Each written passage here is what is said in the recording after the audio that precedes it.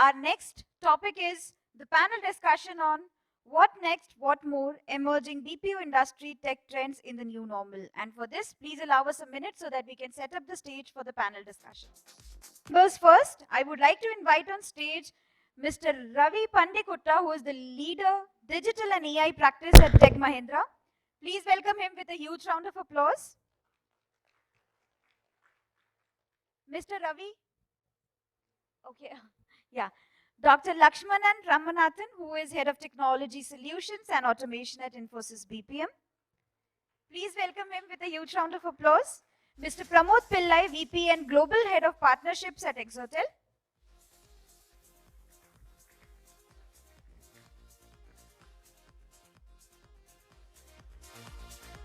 Mr. Karthik, Lead Delivery Excellence and Transformation at Mphasis.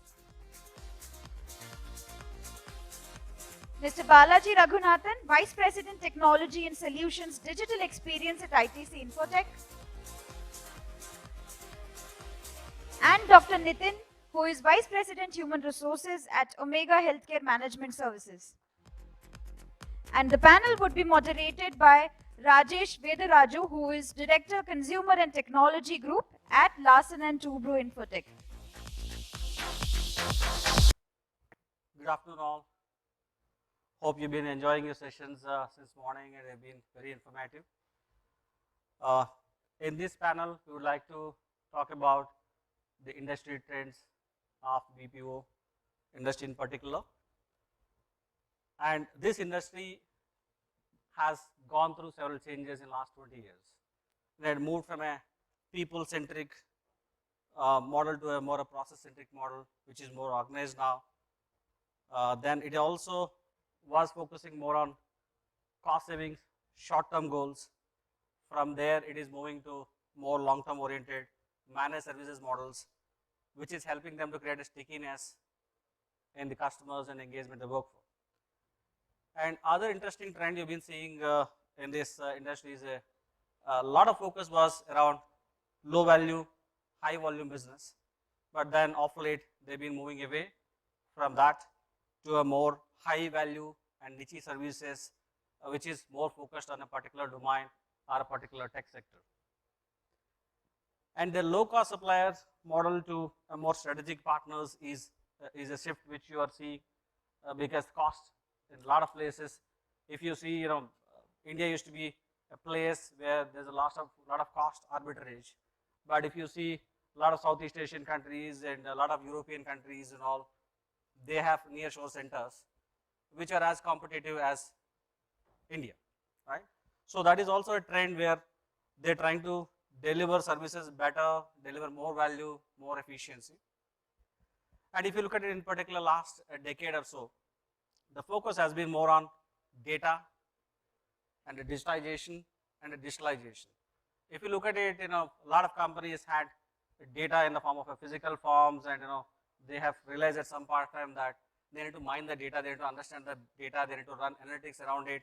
They started putting those documents in the form of a digital form, and it's more like a digitization trend, and which has helped to accelerate digital transformation, without which all the data you're talking about, data is a new oil, like somebody said, but without which whatever transformation we are doing, it's impossible.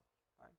The other one is a lot of tech transformations happening on the both front office and back office in the form of a digitalization. Right? You see AML in particular we talked about, we've had in the previous sessions, RPA, and those are a few examples to talk about. Data science is catching up, a lot of data science models being put in place, which are very industry centric and which are solving a particular peculiar problems of a particular customer or industry or scenario.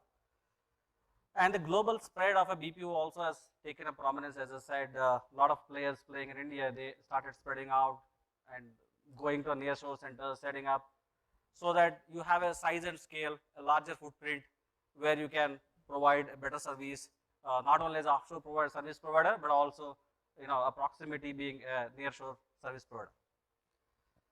So to sum it up, in last 5 years, the focus has been more on 3 themes. We're going to talk about those 3 themes in a particular order. The first one is more on the technology, analytics, and the third one is the process excellence. And how are we enabling, how is the technology being enabler for the industry? Technology is no longer seen as one of the things industries need to do. It has become a main thing. If you look at any company, every company is a technology company today.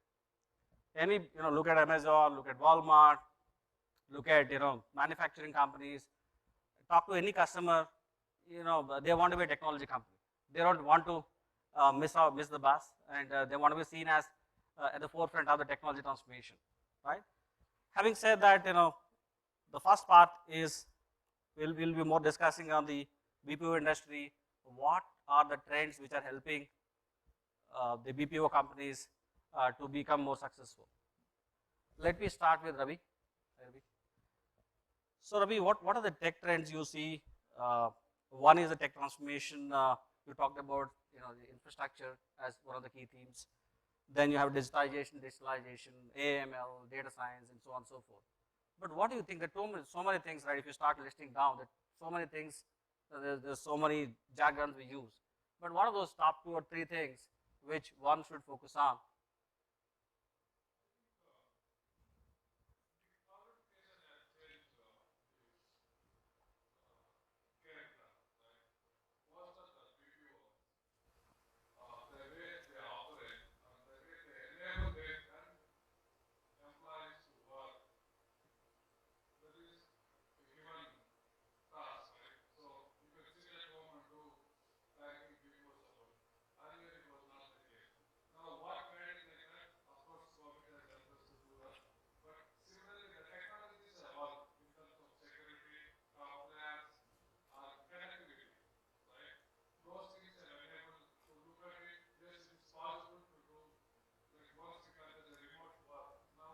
Become reality, and the hybrid working model is going to stay here. So we have to enable those technologies to support that one, right? Apart from your transformation or your reimagined workflow processes or your digital trends, what we call, right? AI, ML, RPA, automation, all those things are helping you to improve productivity. But end of the day, how it is helping me to cut down my cost? How do I look at it per transaction basis? I don't need to invest. I want somebody to look at it, charge me per transaction. So almost every customer is interested to look at transaction based or outcome based or result based ones. So we have to be prepared to support that one. That is how I look at it. Perfect. Thank you. Thank you. Lakshmanan, what's your point of view? I think you've covered a lot of tech trends in the previous session. Yeah, I see data as a service becoming the main play for BPM sector. So today the focus is on the process, it will get on to outcome, and beyond outcome what will happen is that every industry should focus on their ecosystem, which is a producer ecosystem or consumer ecosystem, and tons of data will get kind of generated by that ecosystem. How can the corporations capitalize on the data, and the process itself can be given for free, and the takeout from the data will actually be valuable for the industry, and the BPM providers can have a play in that particular thing. So I see data as a future. Data, okay. Good. Pramod, we've been talking about, we've been discussing about many trends. What are those top 2 or 3 you would like to highlight? Yeah, thanks. See, from an 𝗥𝗚𝗿𝗏's point of view, and from an industry alignment, when we look at BPOs, the number one thing I would probably agree to the comments that they made. So cloud is, I believe, is going to be the transformation from it when it comes to a technology point of view.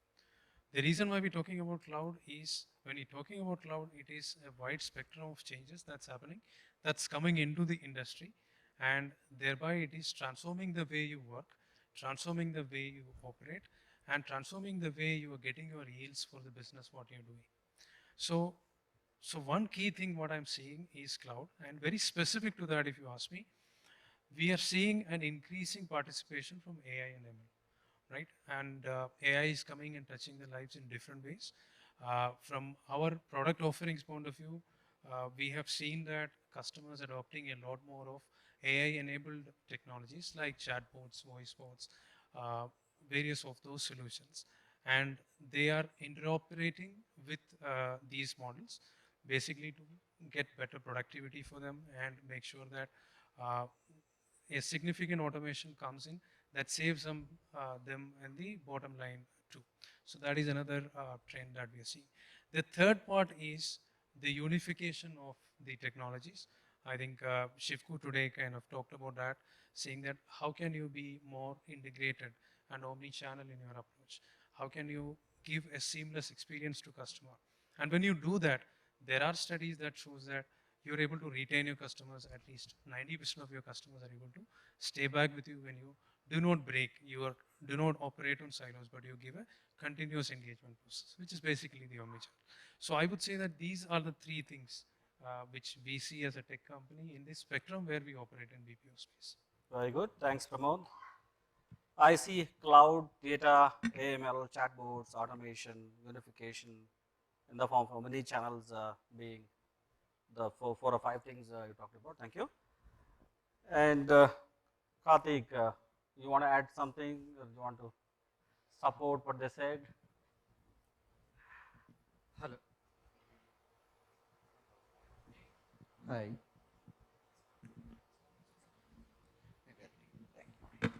So I would like to look at it in a different way. Yes, there are a lot of technologies, and I would acknowledge that these are very important. And nowadays, as a service provider, I being a transformation consultant, what is that the customers are looking at? So they are looking at an end-to-end transformation, more from how are you going to help me bring a good customer experience than all these technologies, right? And that is where we should focus on and not adapt trends just for the sake of it, more from how do I bring value. And as a service provider, the customers are looking, apart from you giving me the service, which is day-to-day operations, what is the technology offerings you're going to give me, and how is it going to influence my customer experience? And if in case we have a good business case to convince them that whether it's AI or cloud-based solutions or even a BPM solution, with people as the center and technology around it, the business case gets stronger is what I feel. Thanks, Karthik. That brings out the customer centricity, putting customer in the center of what you do. So, Balaji, what's your point of view? Yeah, I think there are a couple of trends, what I see. One is back office is no more about, back office. So it is about how do you make your customer organization more smarter. So that's where, how do you leverage data, how do you leverage AI to make that intelligent decisions comes into picture. Now, from the front office perspective, it is about moving from the call center to the contact center. So that's where, I think whatever was being talked about, the cloud, the conversational intelligence, all that comes into picture. And what is also increasingly very clear is that there is a lot of advancement in terms of, voice data analytics and speech analytics. The trend is actually changing from, natural language processing to natural language understanding. So essentially, like, you don't look at just what are all the keywords. You look at what is the context based on which the customer is talking, right? What is the so how can you actually leverage insights from that particular conversation and then respond back, and all this in real time. So I think these are all what I see as the trends actually in terms of technology. Thank you. So Nitin comes with a different background. He's got a lot of insight about how employees, putting employee in the center, how these technologies can help. I think from a standpoint, whatever you want to do in an organization, it's very important in terms of how are you engaging your internal customers. The evolving trend is that post-pandemic, the work democratization has happened. So largely people are looking at new workplace engagement models. So are we in sync in terms of actually giving that first employee experience? Because end of the day, the aspirations of employees have gone through a sea change. Although we are looking at work from anywhere kind of a concept, we are still going through evolution. And we are still trying to ascertain in terms of how much of it is going to be hybrid, how much of it is going to be remote. So we are in that cusp of actually understanding in terms of what is the best model that kind of helps all. And are we in a position to assemble the technology to kind of give this kind of an experience for people to deliver the customer promise is the emerging trend that I see in the marketplace. Thank you, thank you. I think this concludes the first topic of what are the different tech trends emerging in the industry.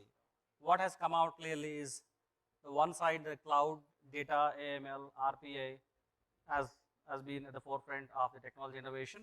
The second part, what I see is the customer centricity. Whatever processes you build, keep customer in mind, make their life easy, make the internal employees who are servicing them, they make their life easy. The third point which has come up is keep your employee at the center of what you do, all the innovation you do. The fourth point which has come up is omni-channel experience which you deliver to your end customer. Okay, so that concludes the first topic we want to cover, the BPO industry as a whole. The second one, which is again interconnected, we talk about the technology, analytics in particular. So let me start with Ravi. Ravi, we keep hearing about insight-driven models, right? A lot of data being available, and garbage in, garbage out, right? So if the garbage in, what's going to be the analytics going to do? What insight it can provide? And how do you ensure that the garbage is converted into meaningful data? I think the first thing we try to avoid as much as possible, right, to move the garbage in. That's the first rule we put it, but still it gets in. Now, the insights-driven BPO, like when I get a customer call, what additional information I get about that customer, all of us would have experienced. Personally, I also experienced when a customer call is disconnected, I go back to second person. I need to put my story again 5 more minutes. Can we avoid that one? Right? At the morning, 𝗥𝗏𝗏 CEO gave an excellent example. Irrespective of where you come from, we will get you the data. When you call, system knows and it puts in front of a person. So that, I mean, as stupid question as what is your name, they ask. I am their customer, they ask what is your name, what is your contact number. They already know all those things, they ask, right? Now with more and more bots getting deployed, if you don't have that insights and bot doesn't understand your language, it's not matured enough, you get frustrated and you cut the call, right? You cut the call means you lose customer trust on you, right? That's the end. I'll give one example. I don't want to name it. I wanted to renew one insurance policy. I went to their online last night, 10 o'clock, 10:30, right? I tried mobile, I tried laptop, I tried everything, nothing worked. It just buffering. Most probably they would have run some bad job and it's taking time and it did not allow me to do my transaction, right? Morning 6 o'clock when I got up, I tried, it went through. And basic validation, they asked me feedback, same question 3 times repeated. What do you suggest? After 2 questions, what do you suggest to make it better? That is the kind of quality and maturity the company is doing, multi-million insurance processing. Then you can imagine how the insights will help, right? They have many insights together, but still they want to put it to somebody else to give. And they don't, I'm sure they will not take care of any of those things. And they will not improvise, right? So I'm sure if you all can put together some brain and get these things together, it will be phenomenal journey for the end customer and for the business growth of that company as well. This is my personal thing. Thanks, Ravi. I think that point is clear that the bots can make or break customer experience. And you might think a bot is intelligent, but it is intelligent within a box. Once somebody asks a question outside the box, bot doesn't know what to do, and probably Ravi on the other side get frustrated. Then he would put the phone down and he will say, no, I'll not do business with this company going forward. No, but I mean, how many of us, at least I personally look at it, before I buy anything online, at least you give a glance at the feedback, reviews, right? There may be some percentage there, fate you can leave it, okay, the product did not work for them. But on an average, you look at some percentage, right? That is the data-driven decision we are taking as end customer. Imagine how company has to be much more volatile to look at this and how they have to improve. Every feedback is important for them, right? Coming from every channel, not just one channel. So if they don't take care, at some point, you start losing the customers, right? Most of us, we look at it, okay, 1, 2, 3, you don't buy them. You don't go to that place to buy anything. So that is how we are informed decisions we are making. So the data, they have to take it and really work on it to make it useful to the customer and useful to their business as well. Thanks, Ravi. I think data is an asset as well as liability if you don't understand it. So let me ask a question to Lakshmanan. Nowadays, everybody is trying to automate whatever they can, whatever they can imagine, be it the front office or back office. Is it really helping the companies? What degree automation is good? Automation can be at the nth degree, but how much you can, for example, bot is a perfect example, right? A bot, how much you can automate. Automation is, a lot of people talk about, I automated and I've seen some cost savings. But is it really happening everywhere in all the pockets? So it is definitely the penetration of automation is increasing. The value realization of automation is anywhere ranging from 5 to 45%, I would say. In kind of the more messier the process is and the more better the customers are, probably the value will be maximum, because the messy process means there's a scope for optimization. Typically you see this in the first generation outsourcing, wherein you have an option to consolidate, option to kind of optimize, provided there is a vision and a central authority with a sponsor. There are organizations which are federated in structure and decision making, where I think just things don't move. You will actually get lower value. So what we can realize by automation is a function of multiple things, including governance. So 5 to 45% is what I would put it. Okay. But where does this automation start? Is it a top down or bottom up? The strategy or the discipline starts at the start with what we want to do and how to do, what are the ideas have to come from bottom, and kind of the SMEs have to have kind of a gamification to throw up the ideas and competition to throw up the ideas, and then actually kind of you do a filtering process to figure out what is the right thing to automate. Otherwise, we end up having a lot of use cases that may seem complex, but what will happen is it is the pain that the SME is going through, but there is no sustained value. It will all end up in the shelf, like after 3 months, 6 months, something will break. So we should not get into the view of automating the most complex thing. Instead, automate the one with high returns. Returns can be not just efficiency, it can be anything, any other business metric. So, but that identification of value and map it to the vision of why are we doing automation is important. Perfect, thank you. Pramod, one interesting question for you. This automation, bots, and all that, all that can be done on-premises infrastructure as well. Why cloud? Is it a particular reason apart from cost savings?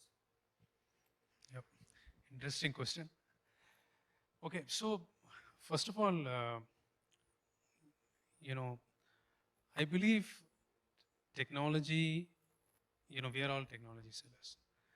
And when and wherever it is possible, we always use jargons. We try to sell more of tech. All that is there as a life. But fundamentally, a customer's problem, if a tech is not able to solve, and it cannot be in a harmony, I don't think that technology will ever survive in the long term. So coming to your question of why cloud and why not on-premise, we have seen reasons, and the reasons start with probably the distribution of your employees today. One of the cause was pandemic, but I think it was just in line. I mean, it has just happened.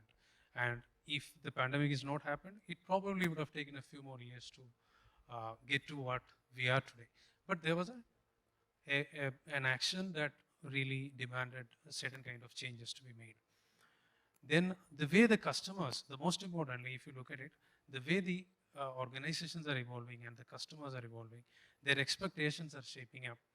Today, do you really believe that you can be in silo and you can be in on-premise and give the same experience to a customer that probably they're expecting more and more every day as they pass by, right? And earlier we used to, again, drawing back into the kind of evolution of tech and how people adopted it.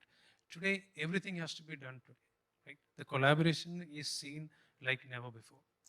So when you look at it from a context, it is only cloud which is giving you a solution to most of these problems that is being thrown at you today as a part of evolution of the society and the business needs. So which is why I believe cloud certainly is there to stay and it has been answering the problem. We did a survey with Deloitte around a year back or something when the data what we got was around 76% is the people who 67% is the people who experimented with cloud with some kind of deployment, some kind of thought process, etc., which in the next 2 to 3 years is going to be nearly around 100%. And if you look at it, we started talking cloud how many years back, right? So that is how the evolution is happening. Coming back to these chatbot and voice bot experience, and I agree with Ravi and Lakshman here, the earlier ones to solve the earlier problems, the simplified problems to solve, that's where it is touching today, right? For example, the voice bots. It is on outbound voice bots today. Chatbots, we have gone pretty deep with banks. We have gone pretty deep with healthcare and some of the things. We are trying to give that in any form factor what you want, whether it is on a WhatsApp or do you really want to do that in a deep process that you want the customer to offer on a website, etc. So to answer your question again, it is a natural evolution. The cloud gives a kind of collaboration that never before, and it gives you all the kind of form factors and flexibility to your employees to collaborate and your customers to probably consume.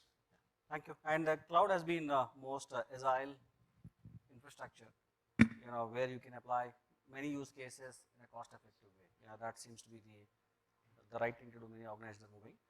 And a couple of other topics in this category. Let me ask Karthik. So we keep hearing AML. Before AML, we had BPO, BPA, a lot of process automation. How different AML compared with your process automation, which you have done in the previous generation? Okay. So as you all know, AI is being there, and also the kind of insights which businesses were using earlier was on a 100-feet level, right? Like, what's my market share? What is my products that are selling? If I have to say AI ML point to version 2, it's more on how do you understand what customer is talking about. And it's not just whether he gave me a 3 score, 4 score, or 5 score. It's all about the sentiment the customers are talking. If I have to say sentiment analysis is the future of the insights which the companies are looking, and not just the sentiment. They want to go even deeper on the demographic and the segmentation of their products. That is where the future of insights, as well as the leveraging the AI ML process capabilities. Like, if you have to even understand a customer comments, the kind of AI ML we need to evolve in that solution is tremendous, right? It's not that it will understand the sentiment that easily. So the evolution of AI ML in these lines is what the future for the businesses, for them to understand the customer well, is sentiment, segmentation, and demography. All three combination is where the transformation and the business decision is going to be more to the point and productive, if I have to say. Okay, thank you. And do you have, do you agree with what Karthik said? Do you have any other points to add? Yeah, like what Karthik said, things are moving from, what happened to why did it happen, and, what can we do about it. So that's where I think AI and ML are going towards. Now, just coming from an automation perspective, initially what we were looking at is, more RPA, right? That is now moved to what is called as DPA, digital process automation. So when we talk about RPA, it is more about looking at what people are doing in terms of screens, and it is how do you preserve your legacy, and how do you actually record screens, how do you record what the end user is doing and then playing it back.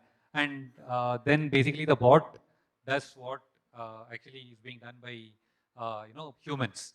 But now it is more about adding workflow on top of it, adding intelligence on top of it, adding data-driven decision making on top of it, and just keeping human in the loop. So that's how actually automation has evolved with AI and ML coming in. Thanks, Balaji. So that concludes the second topic we want to cover, the technology and analytics. The third topic, which is more on the people and process excellence. How is technology is helping? Now you look at it broadly, the transformation is happening both in front office as well as back office. It doesn't matter which transformation it is, where the people are involved. Now with the new working models, remote, hybrid, and many models, moonlighting, and all sort of words you keep hearing. But how does technology can help? Yeah, from our experience, it's been playing a very major role. I'll give you some snippets in terms of what has been the progress and what has been our experience. We started actually looking at training the bot to actually do a large-scale intervention because we were scaling our operations and we had a very, very critical timelines. In 30, 60 days timeline, we had to actually onboard 5,000 people. We had a lot of new customer wins. And we went back to the drawing board in terms of thinking, in terms of how do we get 5,000 people, and we got, if I were to look at the working days, it is much lesser. And we need these people, and these are paying customers. Otherwise, we were staring at a huge revenue opportunity. So in that context, we went back to the drawing board, and the only way perhaps we could have pulled it off was to actually automate the whole process. So we went back and introduced, and we went scurrying in the market because we did not have that capability internally. We went across, looked at all the opportunity that was available in the marketplace, looked at one which closely matched our requirement, rapidly deployed it, trained that bot, and we were able to actually go and reach out to almost 15,000 people in that record time. In the first 25 days, we managed to actually reach out to 15,000 people. And the bot was able to work 24/7, reach out to various campuses spread across, far and wide across the country. And we were able to train the bot to actually replace the humans to do the first level of assessment. 90% accuracy, the bot was able to actually identify. These were, voice-based bot, which actually recorded and proctored that whole interview process, put it on the cloud, and we were able to actually, really engage with the right set of audience. And we were able to actually accomplish this task. That was one. The second, in terms of the moonlighting, there is already an organization which has actually filed for a patent. And we were very surprised because we do something called as market sensing. And one of the things that we have cultivated as a culture internally is keep abreast in terms of what the emerging technologies that is happening in the marketplace. It gives you an eye-opener in terms of you never know which is the product that you want tomorrow. So the best thing perhaps one can do is to keep looking into the market and embrace something which adds immense value to you. There is a product which is, we recently witnessed and we are in talks.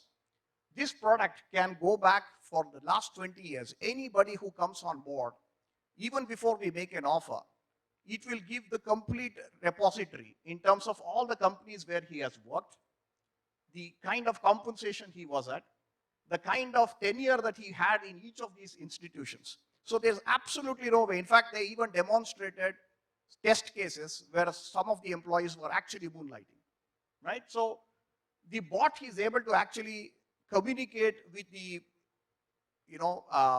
various governmental bodies in terms of various portals, whether it were to be the income tax portal, whether it were to be the provident fund portal. It will, take the real-time accurate data and give us a meaningful dimension in terms of somebody is a go or not good to go. So that's how the whole transformation is happening and how the bot is actually helping. This is one case that I'm talking about. Similarly, it is very, if you were to be talking about employees, constantly when you're talking about sentiments, etc., for a large-scale organization which has got 30,000, 40,000 people, it is humanly impossible to understand the mood of the, the whole organization. So how do you get the pulse of what is happening on a daily basis? The only next best alternative that you have is to actually train your bot and draw meaningful inferences from it. That's a very good insight. If I can add to him, see, I think moonlighting to say green lighting. Okay, maybe there may be a trend in future of Uberization of BPM industry. Like today, most of our hiring happens as like 1:1 mapping to the process to which the person is being deployed. So how about a model wherein people get multi-skilled and multi-trained and they're no longer the employees of the organization, but the tech platforms kind of offers like these are the open transactions and it's up to the individuals, like the way drivers get attached to Uber, it's up to them to get skill. Maybe there'll be some kind of an access, some keep aside that information security, somehow we'll solve it. So they take up the complex task based on their skill set and pick up the work as long as they want and they get paid. And they shut down from that network like the Uber driver. So that may be the future workforce mixing with green lighting, resolving the dependency of mapping a person to a process where we are underutilizing the people and skill set. Could be a thought from a people perspective on how technology can play. Maybe it's an idea. Sounds good. Ravi, you have a point of view on this? No, I think it's a kind of form, it's there, right? For example, if you look at crowdsourcing platforms, including IT projects, right? A piece of work, they dump it. If you're interested, you do it. You pick up, you quote it, even they do bidding process. Okay, there are many freelancers, never know whether they're working, not working, but they do crowdsourcing, right? Similarly, as you said, Uber, Ola, they're empaneled everywhere. Wherever I get, wherever I'm interested, I pick up, otherwise I will not work. So I think that is the trend, right? And even the government, some of the ministers spoke, like you look at doctor, they are not associated, right? So they go and consult 10 places. So it may be the similar thing. Yeah, I think probably the yeah. IT employee driving a Uber or Ola is a simple problem to solve. And one of the CXOs said in a recent event, he said he had a similar incident where one of the HR executive complained to him saying that their employee X is driving Uber. He went and spoke to him, and towards the end of it, he said, "I've got nothing to do with it. He's not doing the same business as we are doing." Right? So I have seen a professor in one of the top university in US. When I was talking to him, he picked up from airport. I spoke to him. He said, "What you do?" He said, "He's head of the department in some university. I don't want to name." And he said, "Free time, evening 2, 3, 4 hours, I just drive this. That's my passion, and I make some money out of it as well."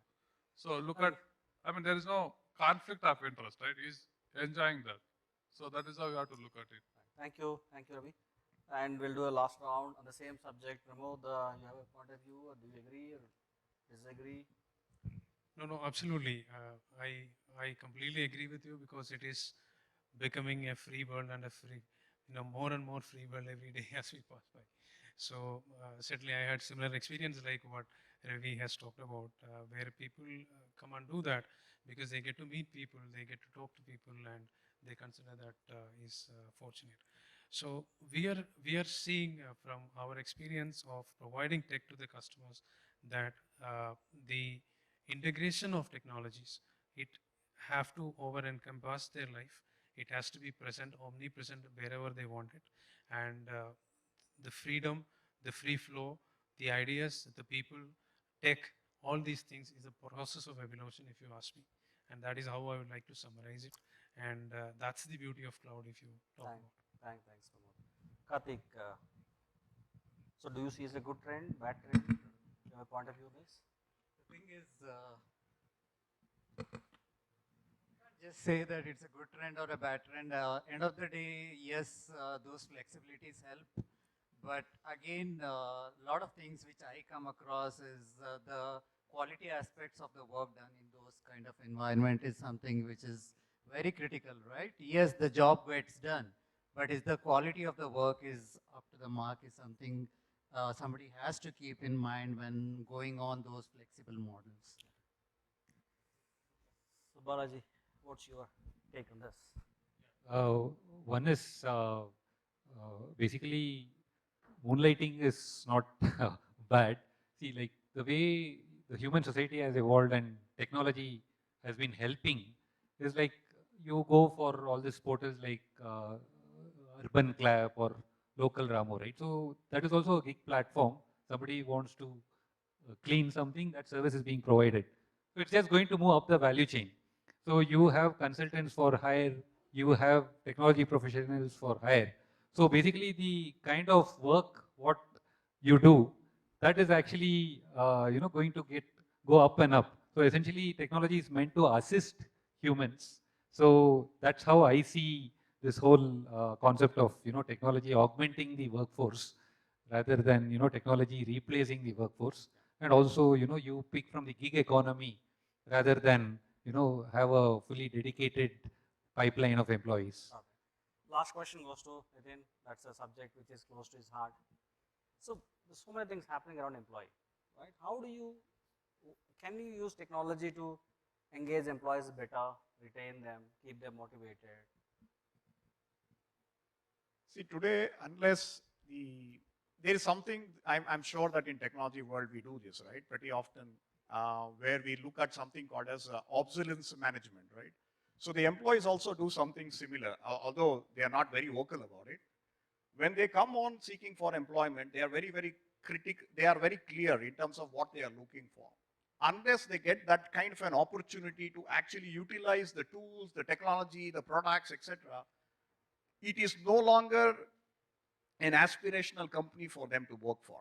Unless an organization actually gives that kind of an opportunity for them to upskill themselves and utilize their full true potential, it is also going to be a very Herculean task to kind of attract that kind of a talent. So whether it is attracting talent is the most crucial part, because if it's a job well done, I think most of the other opportunities, you can focus the energy in terms of actually solving the customer's problem. But it's very important, once you get onto the employee, the aspirations also kind of evolve over a period of time. It's not going to be the same. When I joined an institution, it's 8 months down the line, it probably may be completely different. So how are we actually using opportunities to kind of constantly keep a check in terms of what each of the individual employees aspiring to do? And do we have the ecosystem to kind of encourage that? Is very, very crucial and important. So to my take on this is, the way I see it, there are two ways in terms of, I've seen the organization where there's no central push for any technological breakthrough to happen in an institution. Usually it would be some of the individuals, you will have a very sporadic incidents of somebody actually picking up the lost thread and then running with it. And then it becomes a kind of a company-wide phenomenon. Unless there is a kind of an absolute support from the top, that innovation is, a kind of, fulcrum for us to actually progress in this institution. Cultures are very, very easily seen by people around. It's something which is unspoken about. They can actually look at it and feel that this is an organization which thrives on ideas. This is an organization which probably does not really thrive on ideas. Is there a sponsorship from the central leadership to give wings to the shape of the aspiration of people, to do something? That is one way to look at it. There are organizations where the central leadership probably cannot think about 100 million ideas that probably can come for, but they create an ecosystem. But then there are organizations where the central leadership team is fantastic in terms of they've got the, the best lineup of, a dream team that one can have for. So they are capable of actually giving, the push in terms of what the technology breakthrough needs to happen in that particular institution. So both these, unless somebody finds in either of these spectrum, it's very, very difficult. If you are somewhere in between, it's a catch-22 situation. Thanks, Nitin. That concludes the third topic, people and process excellence. It is clear that the working models are bound to change. The organization need to align, realign their processes to make it work for their end customers, make it work for their employees as well, without which they will not be able to survive. Now, we're open to questions. Any questions you have, please? Okay, thank you to all the panel speakers. I would request all of you to please give them a huge round of applause. We have